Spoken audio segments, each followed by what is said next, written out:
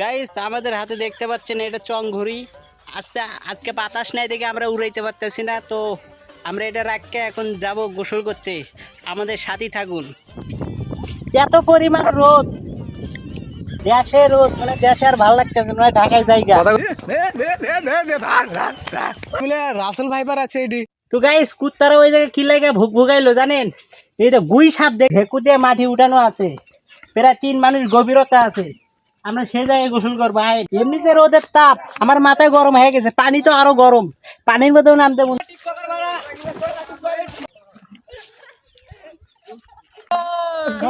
তোর মেয়েটা আগে জানাইছে পোলাবার, এখন আমার বরণ করে নেওয়ার জন্য আইতাছে।